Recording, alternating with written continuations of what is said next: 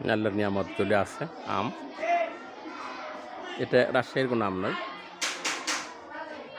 এটি মুক্তাগাছার একটি এলাকার আম গাছ। এই আম গাছ আম চলে আসে আল্লাহর নিয়ামত। সুজলা সুফলা একটি দেশ আমাদের।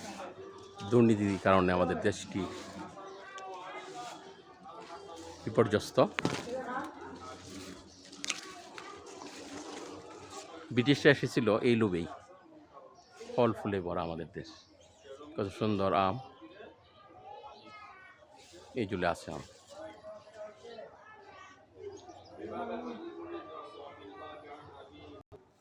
এগুলো লেবু, লেবুর বাগান। ওই একটু বড় বড় লেবু দেখা যায় ওখানে, এই বড় লেবু।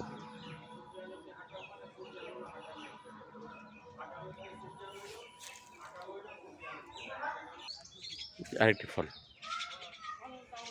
পাখি ফল চলে আসে। এই দুটি হংস, হাঁস, আরেকটি দেখা যায় পিছিয়ে পিছিয়ে আসছে, এদের ভিতরে মিল আছে। ওই খেজুর বাগান, খেজুর।